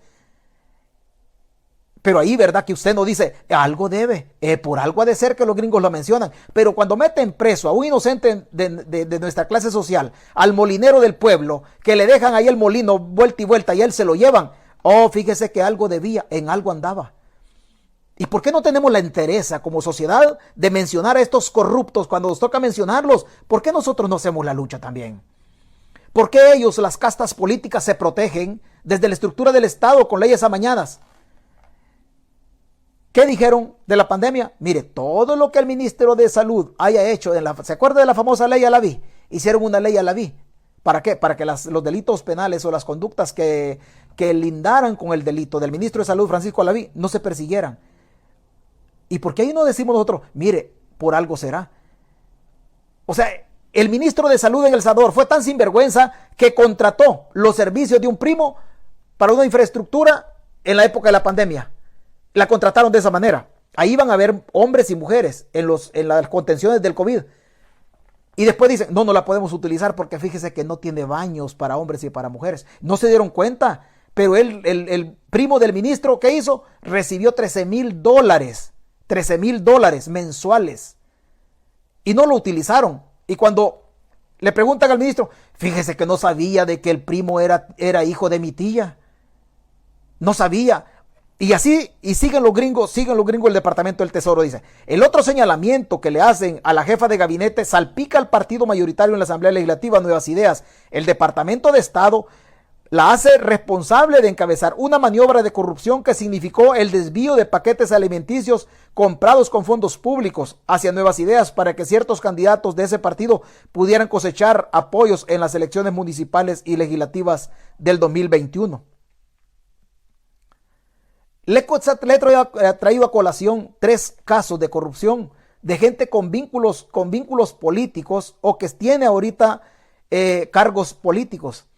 Para que usted se dé cuenta cómo a nosotros los pobres nos zampan garrote hasta donde se puede. Y a la policía manipulada y al ejército no le importa ir a botar la puerta, aunque adentro hayan niños o aunque adentro esté algún viejito de la tercera edad con diabetes. No les importa si del susto lo van a matar. No les importa si del susto al niño recién nacido de 3 meses lo van a dejar defecando o haciendo sus necesidades verdes porque del susto se lo van a reventar también. No les importa. Pero cuando toca a ellos, cuando le toca al sistema proteger a los que tienen vínculos políticos o que son allegados a la corrupción de este gobierno, entonces sí hagámoslo. Protejámoslo. Pero mire cómo es la vida. El sistema siempre se va a evidenciar. Todos los actos que usted o yo haga o hagamos de mala manera, tarde o temprano van a reventar. ¿Cómo se fue a meter el coronel Ochoa en este accidente donde fallece estando en libertad? Si tenía que estar preso, pueblo. Si tenía que estar preso. En todo caso, si la defensa del coronel Ochoa Pérez apeló por medio de la fiscalía, apeló la resolución o la sentencia de 8 años, ¿qué tenía que hacer? La fiscalía también hubiese apelado. ¿Pero qué hicieron en el proceso? No se sabe qué hicieron. La realidad es que el hombre andaba en libertad. ¿Por qué andaba en libertad? Mire, me pican hasta los piojos. Es que da de todo, pueblo. Honestamente le digo, da de todo. Yo conozco un vendedor de hielo en Soyapango, que la familia es muy, pero muy, muy pobre, luchadora. Y el vendedor de hielo todo el tiempo había andado ahí. Todo el tiempo en el régimen. Hoy en diciembre, como el 20 y algo, no sé, de diciembre, lo capturan. La familia que le cuesta conseguir el 5 está pagando $6.50 por día para que coma. $6.50 por día para que coma. Si le está costando a la gente encontrar la comida en El Salvador, ¿y de quién es este negocio? Si el salario mínimo es de $9 y luego hay que pagar $6.50 para que una sola persona coma, para que el detenido coma y alguien con vínculos políticos haga negocio en esas cárceles, ¿qué quiere decir? Que la familia se queda sin comer. ¿Por qué? Porque pues obviamente si son $9, ¿cuánto le queda? $2.50 le queda diario a la persona, porque hay que llevar $6.50 para que el otro coma, con un salario de $9 y $2.50 y en una casa. O sea, la familia la están condenando a morir de hambre. A morir de hambre. Oh, pero cuando le toca a los tacuacines. No, fíjese que aquí no. Fíjese que aquí no. Le voy a mencionar otro hecho de corrupción y usted se va a dar cuenta. Y usted se va a dar cuenta cómo funciona el sistema. ¿Cómo funciona el sistema? Y esto es lo mismo. Es lo mismo. Todo el tiempo ha sido la misma patanada. Lo mismo, honestamente le digo. El sistema nuestro es una sinvergüenzada, es una chabacanada. Es una chabacanada. Y así ha funcionado. Y por eso es que yo cuando me expreso del exdirector de la Policía Nacional Civil, de Rodrigo Ávila, lo digo que Rodrigo Ávila es un corrupto que manipulaba procesos. Manipulaban procesos en favor de personas que ellos querían. Y yo tuve unas 2 o 3 discusiones, pero me recuerdo de una que fue acalorada. Yo siendo agente de policía, investigador de accidentes de tránsito, Rodrigo Ávila decía de que el proceso tenía que serlo como él decía. Y es que no era así como él decía. No era así como él decía. Y Rodrigo Ávila me insinuó a mí que yo estaba recibiendo dinero por el proceso. Y nunca me pudieron probar nada porque el proceso lo estaba haciendo al pie de la letra. Hoy César Fuentes habla de integridad. Y yo hablo de que Rodrigo Ávila manipulaba procesos al interior de la Policía Nacional Civil. Y mire que tengo amigos en Arena y a Rodrigo Ávila es arenero, pero como yo no le debo la comida a nadie, y hay que levantarle la moral a la gente cuando son honrados, y al corrupto hay que mencionarlo. Le traigo a colación lo del pasado para que vea que la cosa no ha cambiado y sigue siendo el mismo chunche. La misma babosada sigue siendo. Y vea cómo el sistema es de sinvergüenza. Vea cómo el sistema es de sinvergüenza. Le voy a poner otro ejemplo. En un procedimiento reciente, en un show. Le voy a poner un ejemplo. Dice la nota: Fiscalía este día allana oficinas financieras de la alcaldía de Soyapango tras captura de alcaldesa Nercy Montano. Señores de la Fiscalía, si yo le voy a hablar de este procedimiento es porque lo conozco. Y lo voy a hablar de esta manera para que no nos vean cara de tontos a nosotros. Vamos por partes en la detención de la alcaldesa de Soyapango. El golondrino solo aplaude, pero como en esta página tratamos nosotros de hacer un poquito de luz, de iluminar el camino de nosotros, porque el camino de nosotros ha estado plagado de inocencia. Hemos sido muy inocentes, hemos sido muy bisoños nosotros, aplaudimos todo. Pueblo, cuando a la señora alcaldesa la capturan el 28 de diciembre, en las alcaldías funciona una especie de convalidación de cheques. Implica que la señora alcaldesa firmaba los cheques, pero alguien también tiene que convalidar. Si los cheques que firmaba la alcaldesa iban convalidados, quiere decir que había otra parte por allá también que estaba de acuerdo con la corrupción de la alcaldesa. Si los cheques que firmaba la alcaldesa en relación a la erogación de fondos, quiere decir que el Consejo Municipal de Soyapango aprobaba los actos de la alcaldesa. O sea que el Consejo Municipal de Soyapango legitimaba la actitud corrupta de la alcaldesa. En Soyapango el show está montado en donde se llevan solo la alcaldesa. La Fiscalía se imagina que aquí en las páginas somos medio tontos, pero este volado lo entendemos, señor Fiscal General. Esta babosada la entendemos. La Fiscalía hoy, 6 de enero, allana las oficinas financieras de la alcaldía de Soyapango. Señor Fiscal General, ¿y por qué cuando capturó a la alcaldesa el 28 de diciembre ¿por qué no secuestró toda la documentación contable de la alcaldía, fiscal? ¿Por qué del 28, 29, 30, 31, primero, 2, 3, 4, 5, 6? Han tenido 8 días los empleados de confianza o el mismo gobierno para alterar documentación en Soyapango. Si a la señora se la llevan por administración fraudulenta de recursos públicos, dinero. Si a la señora se la llevan por retener cuotas laborales, dinero. Todo esto se prueba ¿cómo? Con todos los balances contables de la alcaldía, fiscal. No nos venga a ver la cara de pendejos, fiscal. No nos venga a ver la cara de tontos a nosotros, que por eso nos traemos los temas de allá de los pasillos judiciales, los traemos para acá, para que nosotros sí medio lo entendemos. Sí medio lo entendemos. ¿Sabe cómo es este volado? Mire, este volado viene siendo algo así, mire. Como que una persona es testigo de un asalto. Pero esta persona en el refuego es testigo, es un transeúnte que iba pasando, pero conoce a los asaltantes.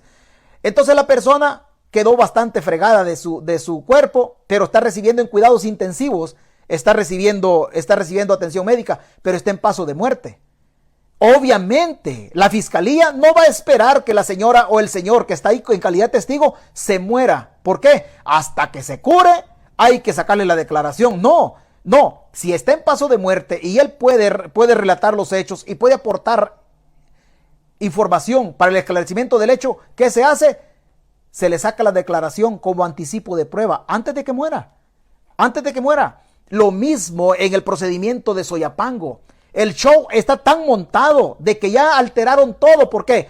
Si hubiesen secuestrado toda la documentación contable de la alcaldía, todos los acuerdos del Consejo Municipal, se lo hubiesen secuestrado para llevárselo. Si no se lo podían llevar porque era demasiada documentación, mire, échele llave, una llave de la fiscalía y póngale seguridad policial donde nadie pueda violentar el candado o lo que le hayan puesto a la puerta de esa oficina a efecto de que la documentación permanezca ahí, intacta e inalterable. A estas alturas, con lo mafioso que es el gobierno, el fiscal general cree que somos tontos nosotros y no vamos a entender de que el proceso ya está viciado. Hasta hoy llega el fiscal. La Fiscalía General de la República realiza esta mañana un allanamiento a las instalaciones de algunas oficinas del área financiera de la Alcaldía Municipal de Soyapango. Esto ocurre 9 días después de la captura de la alcaldesa Nercy Montano del partido Nuevas Ideas, a quien la Fiscalía acusa por los delitos de malversación de fondos públicos, que es dinero, ¿verdad? Billete. Apropiación o retención de cuotas laborales e incumplimiento de deberes en perjuicio de la municipalidad y de los empleados. Fuentes cercanas a la municipalidad aseguran que la fiscalía llegó desde tempranas horas de este viernes. La autorización de allanamiento fue dada a eso de la 1 de la tarde del jueves y tendrá una duración de 72 horas. Es decir, finalizará el domingo 8 a la 1 p.m.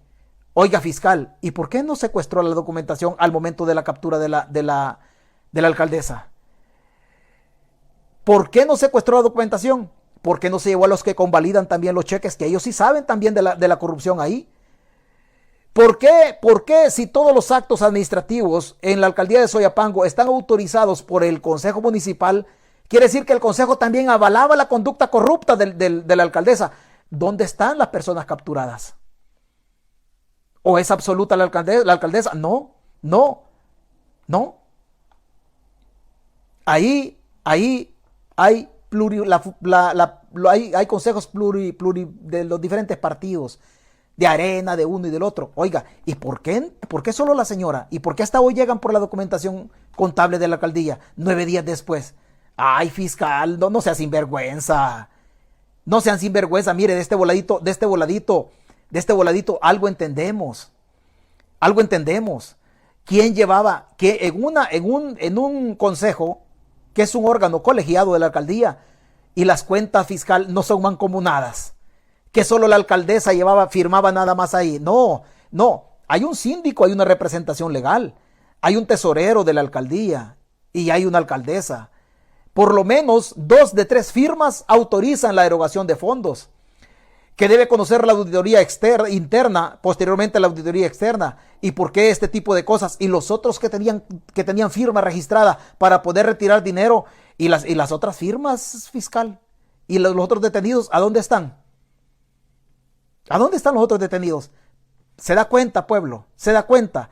Traemos a colación un show del gobierno que dice, estamos persiguiendo la corrupción. ¿Cuál corrupción? ¿Cuál corrupción? En este tipo de delitos puede haber hasta lavado de dinero. Puede haber hasta lavado de dinero. Y la fiscalía hasta hoy llega. Hasta hoy llega la fiscalía. Puras cortinas de humo, pueblo. Puras cortinas de humo. Y así nos han manipulado a nosotros desde siempre. No crea usted que yo le estoy tirando garrote a Bukele. No, este es el sistema. Bukele es el último corrupto que el sistema nos pone. Ya nos puso a nosotros a Freddy Cristiani, ya nos puso a Calderón Sol, nos puso a Paco Flores, nos puso a Tony Saca, nos puso a Funes, a Sánchez Serén. No sé si se dormía Sánchez Serén. O sea, el colmo hubiera sido que se durmiera Sánchez Serén, pero de todas maneras yo creo que viejito fue de los últimos. Digo viejito, yo Dios quiere llegue a la edad de ese señor. Pero yo creo que, no sé, yo tengo mi duda. Mire, no meto la mano al fuego por Sánchez Serén, pero el viejito se dormía. Y hoy nos ponen a Bukele. Y es la misma mica, pueblo. La misma babosada. Lo mismo. Y hay gente que me manda así alguna nota. Como la diputada, no sé de dónde me sale diputada. Como la abogada Betty Arana. Oh, yo no me meto con usted, que yo creo. Oiga, denúncienme. Es que no sean aguados. No se queden con las amenazas. Denúncienme. No se queden con las amenazas. Usted está difamando a mi presidente. Ahí me lo escriben en el Messenger. Ahí me lo escriben. Oh, mire, yo soy abogado y que no sé qué. Pues denúncienme. Ustedes no se detengan. Ustedes no se detengan. Vamos a llegar hasta donde tengamos que llegar. Hasta donde Dios nos permita llegar. Después está la voluntad del gobierno que nos puede pegar un balazo. Claro está. Pero vamos a llegar hasta donde Dios nos permita llegar. Pero vamos a intentar explicar lo que entendemos de la corrupción en El Salvador. Eso es evidente. Eso es evidente. Vamos a explicar lo que entendemos de la corrupción en El Salvador. Y no vamos a parar. No vamos a parar. Y hay golondrinos que me mandan. Mira, César, ¿y vos andas armado? Y vos, Gorgojo, me dicen andas armado. Primero, yo no tengo nada que ver con los partidos, pero igual. Y vos andas armado. Oiga, no me pregunte, pruébelo. Usted es seguidor del presidente y me dice, ¿y vos andas armado, Gorgojo? No me pregunte, pruébelo. Pruébelo nada más. Pues usted solamente te echa el rifón. Echa el rifón, no vaya a ser le ilumine el camino al infierno. También puede suceder eso, pero usted pruébelo, pero no ande preguntando esas cosas con el ánimo de bajarme la moral. No, señores, yo viví hasta los 50 años, de ahí para acá. Yo estoy viviendo en la gloria. Hemos emprendido una batalla porque mi vida ha sido intensa. 50 años, decía, y yo iré a llegar a 50 años. Llegué y pasé. La edad que tiene la página, 3 años. Y ahí vamos, y vamos a seguir hasta donde Dios nos permita seguir. Pero esto así ha sido en El Salvador. Es una mezcolanza de cosas en el país complicadísimas. El ejemplo que nos ponen hoy. ¿Cuántos corruptos andan en El Salvador con libertad? ¿Cuántos corruptos? Will Salgado con narcotráfico, imputado por la DEA y todos los demás. No les hacen nada. No les hacen nada. Todo tranquilo en El Salvador. No, allá no hay ningún problema. Allá no hay ningún problema. Entonces, seguimos nosotros dándole la espalda a estos actos. Capturas arbitrarias y acoso policial entre 3.086 denuncias recibidas por Cristosal. Haciendo dinero con nuestra libertad. Con nuestra libertad. Denunciemos, no nos quedemos callados. No vaya a pensar usted, oh, es que este es arenero. No, yo no tengo nada que ver con arena. Defiendo los partidos políticos. Oh, es que este es del FMLN. Yo no tengo nada que ver con el FMLN. No, nada que ver con el FMLN. Y por eso yo no me uno a nadie. Y ahí perdónenme, yo no me uno a nadie. Aunque me inviten, yo no me uno a nadie. Porque yo quiero seguir manteniendo una lucha tenaz.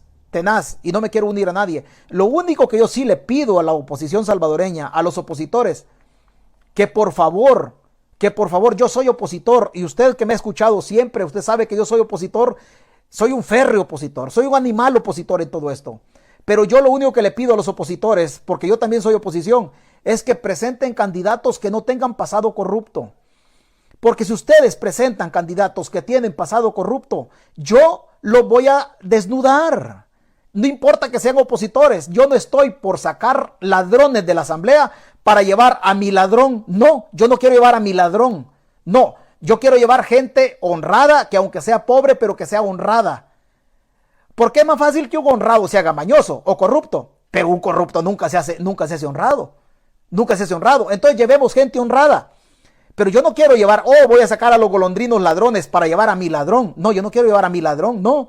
No, si alguien está cercano a mí y es corrupto, lo voy a desnudar. No me vayan a presentar opositores. No me vayan a presentar corruptos que yo conozca, que han tenido un pasado en la política salvadoreña y yo les conozco sus fechorías. Y ustedes me los quieren presentar como candidatos a la presidencia, a la vicepresidencia, a las alcaldías o a las diputaciones. No me vayan a presentar corruptos, que yo se los conozca sus actos de corrupción, porque ustedes van a decir, César ya se vendió con Bukele. No, yo no me he vendido. No, yo tengo una lucha contra la corrupción, por eso yo no me uno a nadie. No me uno a nadie, porque quiero seguir manteniendo mi independencia al momento de pensar y al momento de venir a criticar los actos de cualquiera. De cualquiera.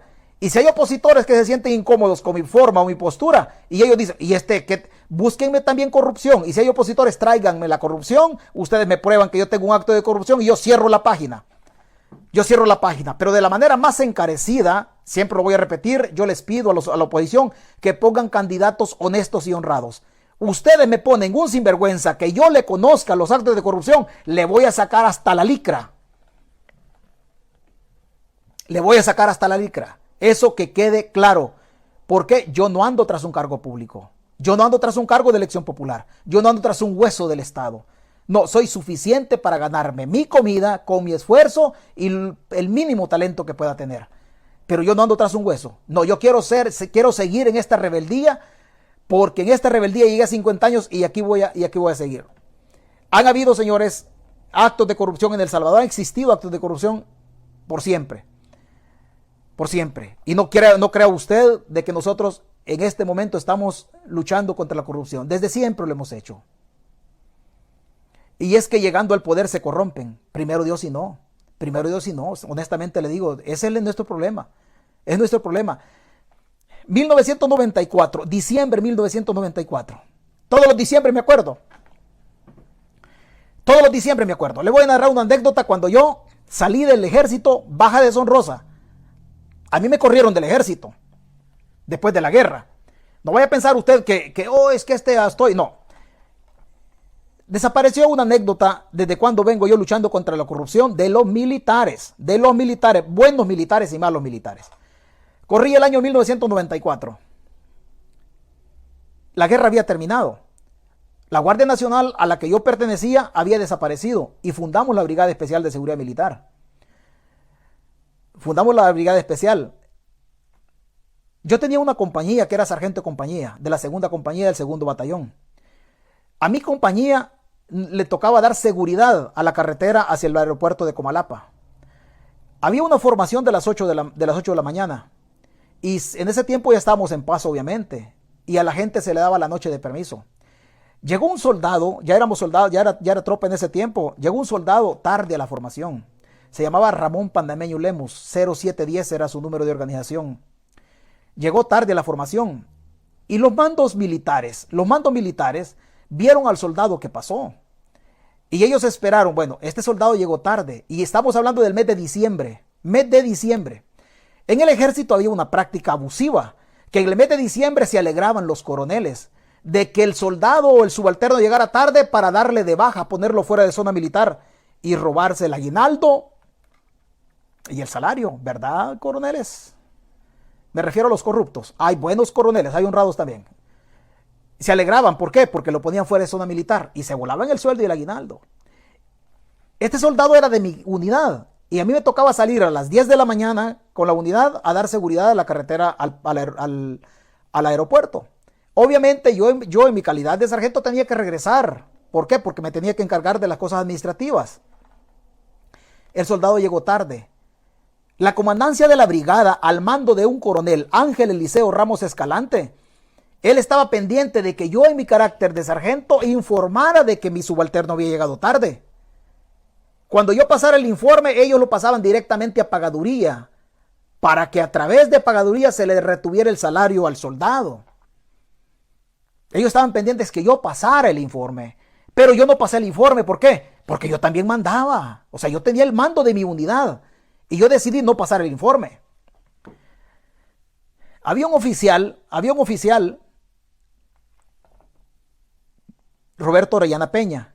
En ese tiempo, el que hoy es diputado de Nuevas Ideas, suplente por San Miguel, Eduardo Rafael Carías Lazo, era oficial también del mismo batallón al que yo pertenecía. Entonces querían que yo informara.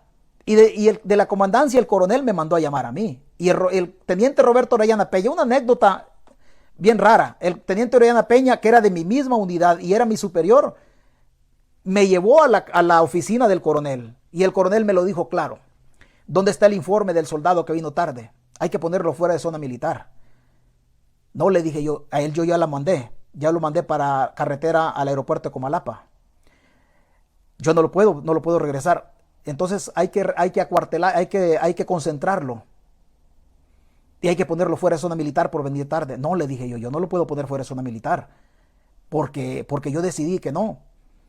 Y yo no podía venir de la guerra y en la paz venirme a bajar los pantalones con el coronel. No era mi estilo. Resulta de que el coronel al final me dice, mira, aquí hay una solución. O vos entregás tu fusil y entregás toda la documentación de la oficina de la compañía que yo dirigía. Vos entregás tu fusil y que se quede él.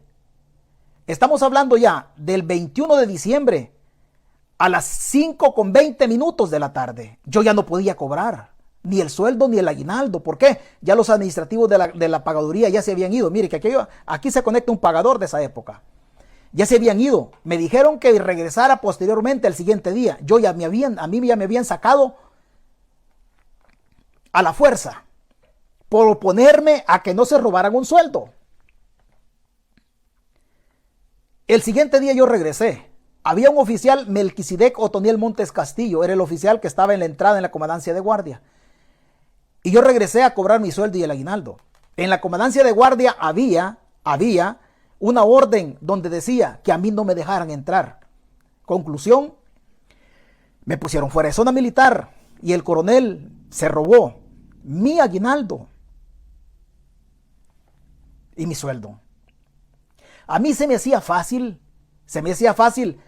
decir, no, quiten el salario al soldado, quítenselo. Se me hacía fácil, era la forma simpática de hacerse eso. No. El coronel ya murió, no sé en qué parte esté. No, pero había que decirle al coronel que no fuera corrupto, que no fuera mañoso. Me fui sin sueldo y sin aguinaldo. Pero le dije al coronel que era mañoso. Que no se podían hacer así las cosas. De allá venimos nosotros. No de hoy. Perdí mi sueldo, perdí mi aguinaldo. Pero protegí el sueldo del otro. Así nos hemos manejado. La lucha contra la corrupción tiene que ser visceral. Tiene que ser frontal. El problema de El Salvador no es otro, señores. Es la corrupción. Mañoso Walter Araujo, mañoso Guillermo Gallegos, ladrones algunos de la derecha oligárquica, ladrones algunos de la izquierda mafiosa también, algunos comandantes guerrilleros, otros generales de la Tandona que no me quieren porque yo los menciono. Pero señores, ustedes administraron la guerra y ustedes saben qué fue lo que pasó en la guerra. Ustedes saben, yo les conozco algunas cosas. Militares que hoy están a la par de Nayib Bukele, que manipulaban las planillas en aquel tiempo. O sea, que le estoy hablando de la corrupción de la época de la guerra, porque no vaya a pensar usted que El Salvador se ha construido a la carrera. No, nosotros hemos pasado generaciones de funcionarios públicos que han hecho mal las cosas y nosotros tenemos un país metido en la calamidad porque hemos cerrado los ojos y hemos aplaudido al corrupto en nuestra simpatía. Como vos sos de mi simpatía y sos el corrupto de mi ideología, vení para acá, te voy a proteger, te voy a aplaudir y te voy a sobrar la espalda. Vos sos de izquierda, yo también te voy a cuidar a vos porque sos mi corrupto. Cuando la corrupción debiese ser una lucha frontal, que sin ideologías políticas tiene que ser una lucha cívica. Hoy aparecen otros y dicen, es que el presidente tiene derecho de robar, fíjese. Es que otros robaron. O sea, ¿por qué usted se resigna que un sinvergüenza llegue a la presidencia de la República y llegue a robar? ¿Por qué usted se va a resignar a que alguien llegue a su casa y se lo robe? No, es que la función pública no es para eso. Por eso hay que hinchar los cachetes renegando contra la corrupción de este carnicero que nos está gobernando y matando inocentes y que están saltando la ley, la CAP. Todas las obras las están haciendo por cualquier lado. Y hablando de eso, vea, hablando de eso, le voy a poner a otro corrupto. Le voy a poner otro corrupto, espéreme. No se me vaya a ir ni se me vaya a desesperar. Yo le voy a poner otro tacuacín. Este es uno de los tacuacines que no sé cómo es que hablan hoy de corrupción. Yo no sé cómo es que hablan de corrupción. Y tienen poca decencia, pero hablan de corrupción. Hablan de corrupción. Vea este. La primera. Oiga. Una diputada hizo alusión a esto. Y a veces lo dicen seguido, que los diputados queremos evadirla a la CAP. Lo primero que quiero recordarle a la diputada es que nosotros, los diputados, no evadimos leyes, nosotros hacemos las leyes. Y la ley que se vaya haciendo es la ley que se tiene que cumplir. Si esta ley dice que no se va a aplicar otra ley, es ley. No estamos evadiendo ninguna LACAP. Ahora, yo no sé cuál es la adoración con la LACAP. Si con esa LACAP es que los presidentes anteriores y los funcionarios anteriores se robaron millones de dólares. No sé la fe que le tienen a esta misma LACAP. Habría que hacerle un... Es el diputado Romeo Auerbach. Con la ley LACAP dice, los presidentes anteriores y los funcionarios anteriores se robaron millones de dólares. Romeo Auerbach. Y vos no fuiste asesor de Ciro Cruz Cepeda cuando zampaban las manos en las alianzas con la derecha corrupta.